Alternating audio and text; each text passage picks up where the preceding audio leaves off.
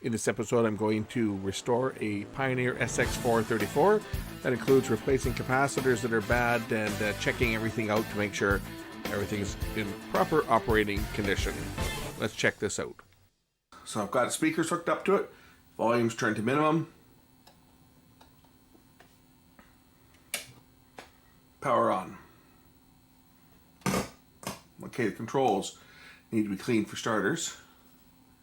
Turn the muting off.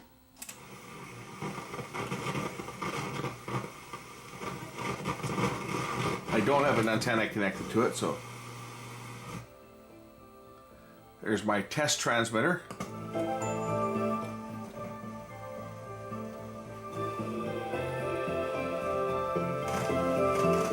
Controls definitely need to be cleaned, but it is receiving FM.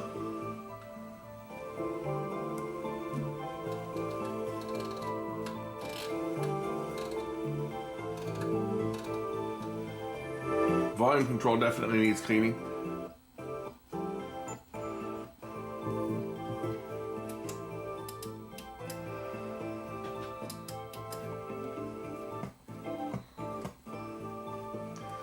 Sounds like the switches need to be cleaned. Let's try my AM. We'll try my AM transmitter at 1440.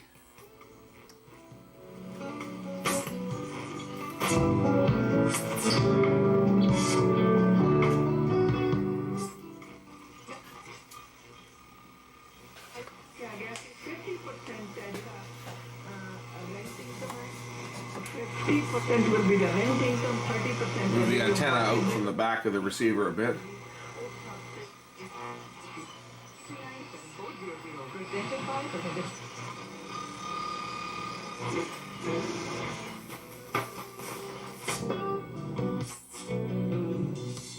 Here's my test signal.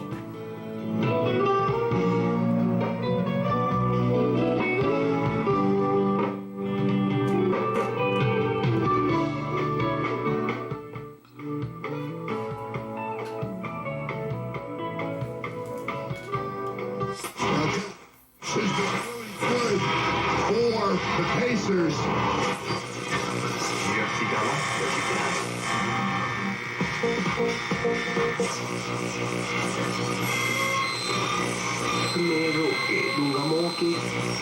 Spot $1,700 is brought to you by inventing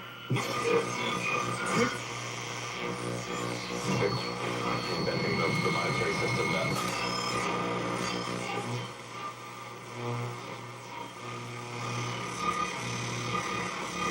You know, Wakama number 3 road, it has since been cleared, so not everyone agrees. Retail. That's Tyler Sagan, and they do have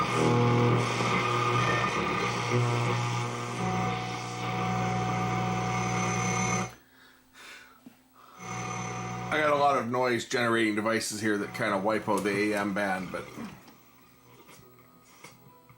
it's working. We're going to hook up an FM antenna to this and see how it pulls in FM signals, the local FM station. I'm just going to clip a wire on here and see how it pulls in FM stations. And then we'll get the top off this thing and clean it and see what else it needs. I don't think this thing's going to need capacitors in it. You know, changing capacitors is overrated.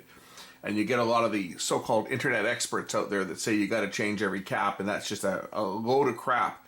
That was concocted by some shops that would make people believe that every capacitor is going to fail, and that's just not the case. They generally don't fail. The odd one fails. That's more of a modern problem with switching power supplies that operated at high frequencies and high temperatures, and accelerated the failure of some capacitors that were substandard from the factory. Better made ones don't fail, but back in the era of this one here, these ones here generally don't have a lot of failures on them. Okay, FM antenna is connected. We'll start down in the basement here and see what type of signals we can get.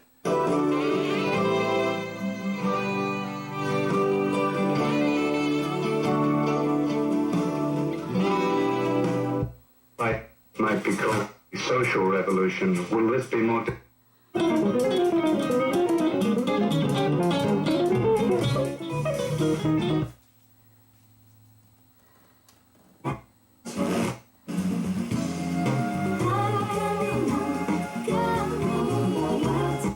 I've got the muting on, right? So it's going to mute the weak signals. Hey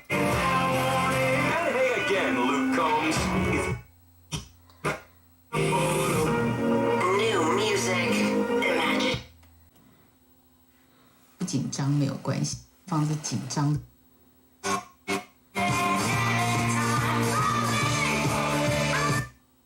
Obtenu auprès d'un membre de la famille ou d'un ami.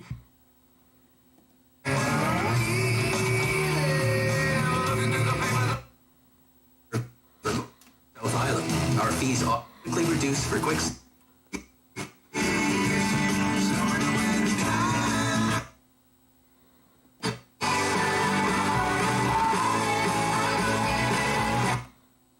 Well, the dial calibration is exactly where it's supposed to be, so I won't need to change that.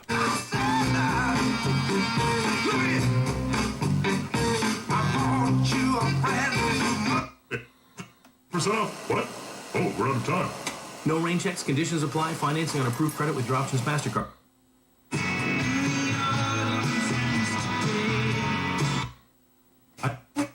Because they're fracked up, and this isn't one person, this is their... But turn the muting off. Action thing going. With less commercials. Control the music on the KISS Radio app. Take a seat.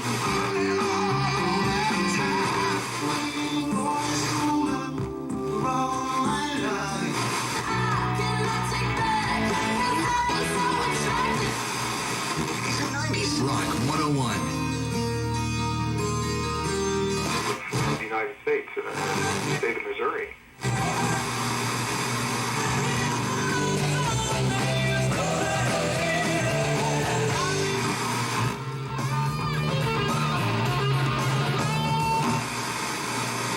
Trans Mountain, qu'est-ce qu'elle va faire?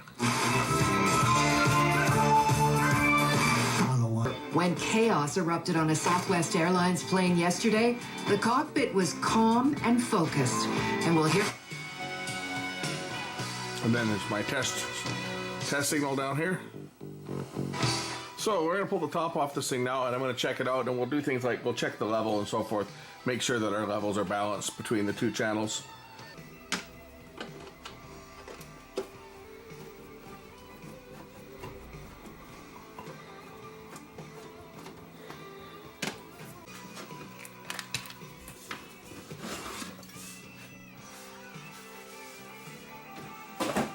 Here's the view from the bottom. Some of these caps in here in the power supply probably could be replaced. Looking at this one here looks like it's kind of a bit, the jacket on it is kind of shrinking a bit, which generally is an indication that it might be getting close to going, so maybe change this one out. We'll measure them. I'm going to put the ESR meter on them, and we'll take a look at them and see how they look, because this one's a rebuild, right? So I can put some parts into this one. The parts that need to be replaced will be done, let's put it that way. So looking at this one here, that one there, probably a good chance a few of these ones will need to be replaced. I'm just looking at how to get at those controls to clean them, because of course they're behind the circuit board, so it could be fun to get in there with a cleaner without having to disassemble this thing any more than I have to. Well, the only way really to get at the controls to clean them is actually to completely disassemble the unit. So I'm taking the controls off the front now. I got to remove the front panel, and I'm going to have to remove that circuit board from the bottom, which is a lot more work than it looks because of the placement of that heat sink. It goes right through the chassis there, so it's a little bit more involved to get at this to clean the controls, but really the only way to do it is to take it all apart. There's not really any other way to get in there with cleaner to clean it up. So while I've got that apart, I'll change out some of the coupling caps that are on that board, which are tough to get at because of the placement of the board itself. So we'll do that at the same time.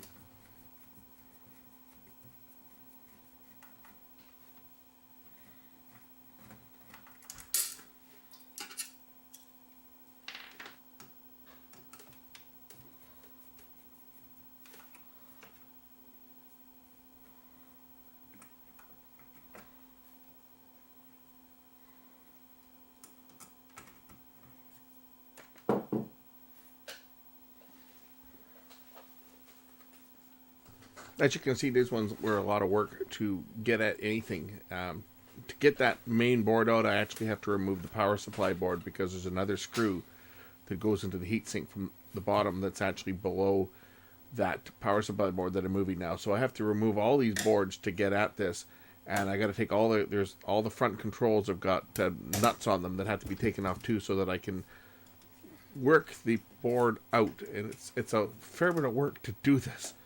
Like, I'm condensing this down on the video here, but this is a fair bit of work to take this thing all apart, to do it right, to get in here and clean the controls and do it right. This is what procedure you've got to go through. You've got to release these 3 plastic board anchors and get the board out of the way and kind of fold all these wires out of the way. Good units, but they weren't the easiest ones to work on, that's for sure.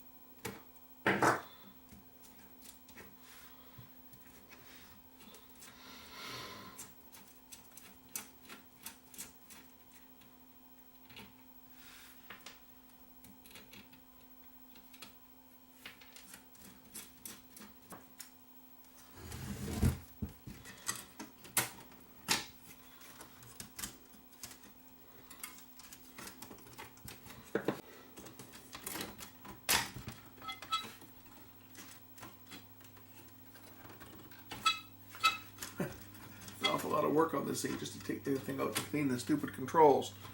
What a dumb design this is.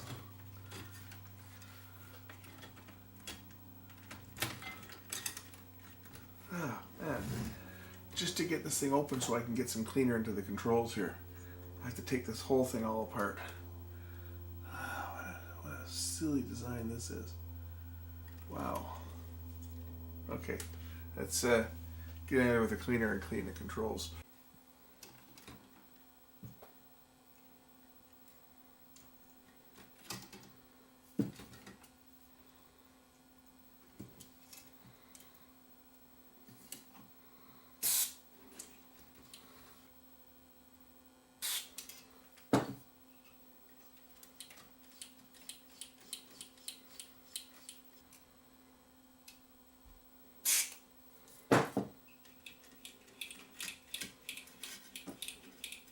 So while I've got the board out, I've cleaned the controls now. While I've got the board out, I'm just going to take my ESR meter and I'm just going to go through and I'm going to check some of these caps in the audio circuit here, because this board is such a pain in the ass to get at. And some of these caps on here, you can't get at it without actually taking the board out. So I'm just going to go through. I'm going to look and see if there's any of these big filters and stuff in here have got bad ESR.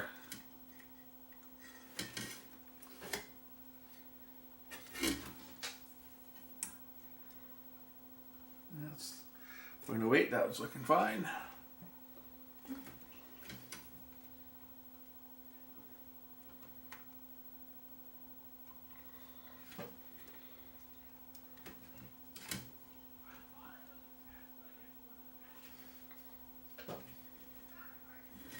So I'm just checking these. So far, none of these are jumping out at me saying that they're bad. A 330 at 25 over here. This is a 330 at 25. 0.1, yeah, 0.07, that one's okay. And 220 at 25 is, where's that one? Is that this one? Yeah, that one's okay. So this one back here, 220 at 16 volts. So 220 at, should be like 0.33. And this one is coming up at, I was getting close. So that's the one that I suspected might need to be changed. 0.36. So 0.1, between a 0.09 and a 0.16. That one looks to be okay too. This one here, I'll swap out that one because that one there certainly, that one could be bad, or starting to get there. It hasn't gone bad yet, but just from looking at how the the wrap on here is kind of shrunk. Typically what's happening is the rubber plug is actually starting to push out and it's starting to push up on the cap and start to expand it. So this one's actually raised up a bit on the board. That one's starting to go. We'll swap that one out. I've made the decision that I am going to swap out a few of the coupling caps in here just because this board is so hard to work on, to take it apart, to work on this. For a couple caps, I'm going to change. I've got them, so I'm going to change some of the ones on here, the 47 and the 220 and so forth. I'll change the coupling caps in the preamp board just because I have them, right? So might as well do it while I've got it apart.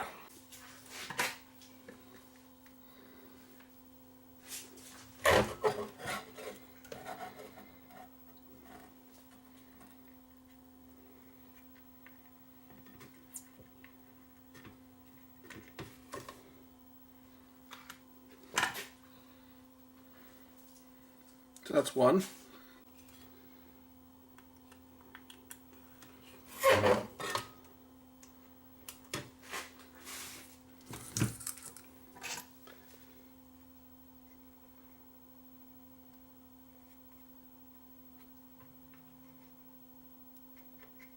One thing I will say is that my soldering iron is certainly working a lot better now that it's calibrated and it's actually getting to 700 degrees.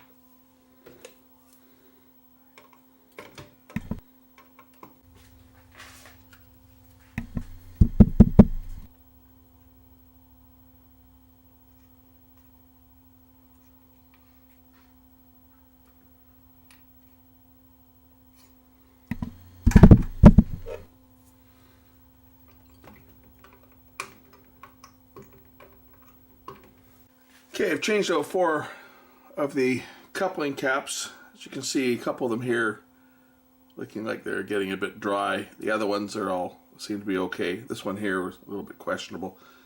So I changed out the 4 ones in the preamp and the coupling stage. We're also going to change out this one over here. I'm just going to put this board back in now. It's kind of tricky to get this in because you got to kind of angle it in and line up the heatsink. So it was a bit of a challenge to get this thing out, so I'm sure putting it back in is going to be just as much of a challenge.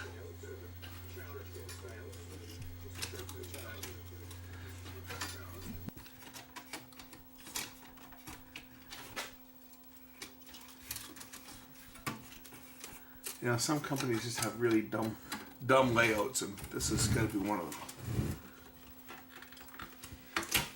Because I got to get this heat sink in through a slot in the top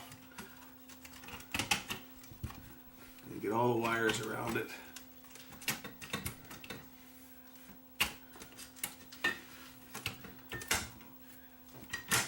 There, sort of.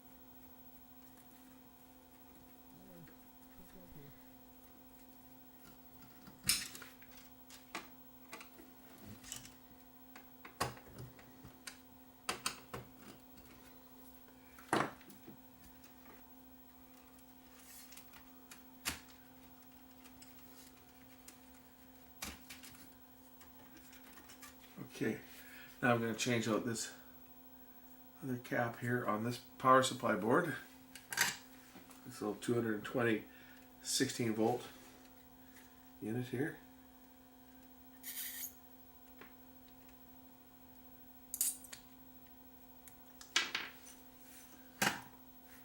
So if we recheck the ESR, 220 at 16 volts should be 0.33 maximum for a new cap. This is an old one, and it is coming in at 0.21, so it hadn't even gone bad as far as ESR goes. Now, we'll check our replacement cap here and see that our replacement one looks like it's faring worse than the original one. 0.28. So it's okay, but it's not measuring any, it's not that much lower, if any. Here's another new 220 at 16 volts, 0.78. That one measures bad right out of the package. Try another one. So here's the third one, 0.84, 0.87. Two different, actually bought them at two different times, so they're in two separate bags. I had like one left.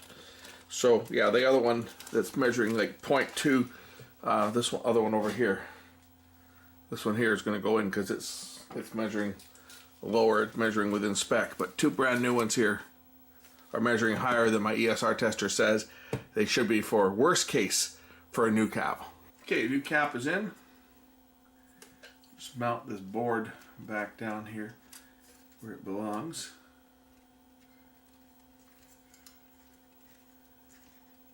Kind of get the wires out of the way.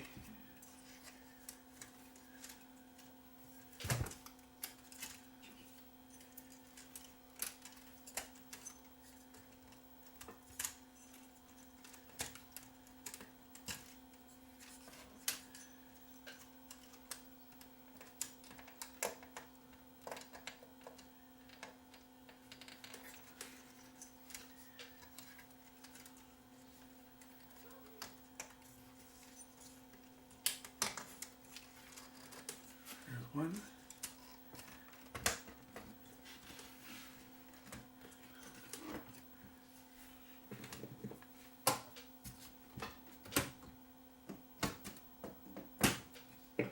Okay, that's mounted. Put the screw back in, and now mount the controls, and we'll test this thing. See how it sounds.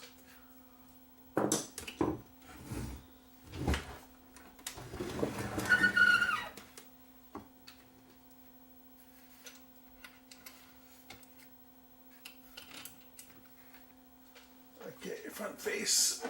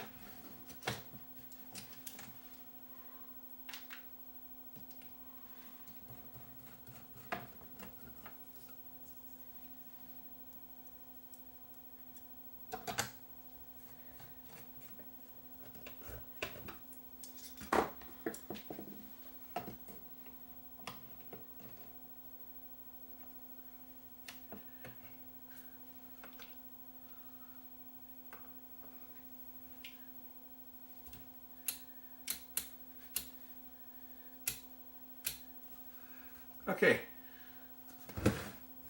all the knobs are back on. We'll just power this thing up and see what it does.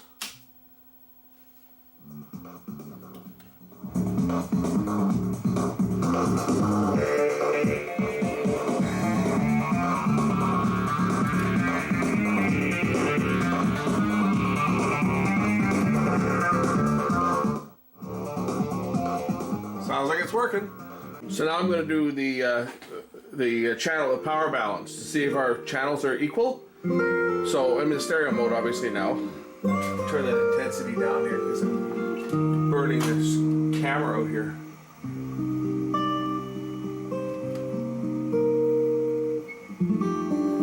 Okay, so if I turn it to mono, okay, now we're just looking at a mono signal. Now what we want to see is we want to see this just as it is. Perfect 45 degree. If I turn it to the left channel of balance, it's going to go 100% horizontal. If I turn it to the right channel, it's 100% vertical. This is how we know our channels are balanced in mono, because we'll get equal deflection. Left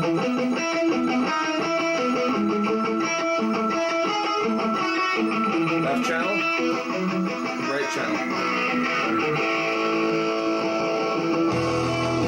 Back to stereo.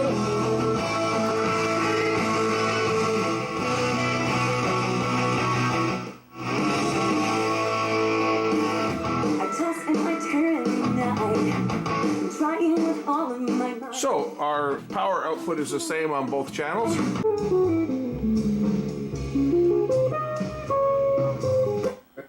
Has a bit of fizz. As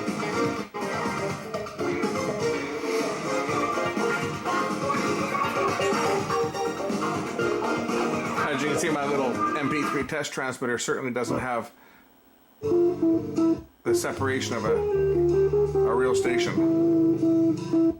Okay, what we're looking at now is we're looking at the left channel, the right channel. We're looking at the difference between the two in mono. So as I roll the balance control, of course, now we're seeing like left minus right. So the middle trace will copy the bottom trace. Same with the top trace. It's basically looking at the same thing, right? I put it in stereo mode. Now we're seeing the different signal. This would be like your surround, like left minus right.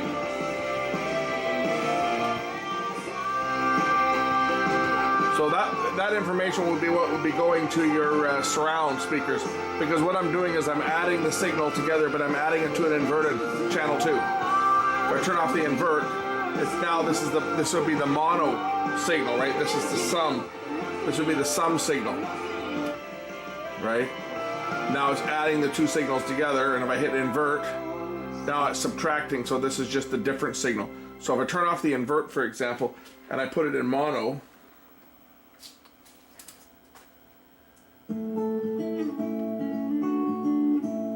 right, we're seeing the same signal added together. If I hit the invert button, now we're not seeing it. And if I go back to stereo, now we're getting a different signal. You guys might be wondering why we're seeing some noise here. I think if I turn off my AM transmitter, that'll probably go away.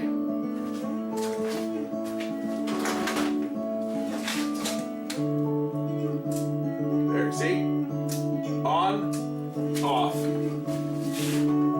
That bit of noise I was picking up here was actually from the 400 milliwatt AM transmitter, which the antenna is right behind me here, that I use for testing. So that's where sometimes you're looking at my scope readings and I'll forget and leave that thing turned on. I actually had it on because I was testing this, but I'll have it on and you'll see noise, but it's not noise. It's just my probes are picking up some RF from like things like the speaker leads, because this is just hooked up to the output of the amplifier. So there's stereo. This thing sounds great. The owner of this receiver is going to be really happy with it. And as you can see, all I've done is I've just connected my scope to the speaker terminal. So what I was looking at there is I was looking at the amplifier outputs, and everything's balanced. Levels are equal for both channels. Everything's tracking perfectly. Now I can put this unit back together, get it packaged up, and get it ready to ship back. Actually, I guess I'll be waiting for the client to come and pick it up because he dropped it off, and he'll be coming back in a couple weeks to collect it from me. Okay, one final test. It's FM, AM.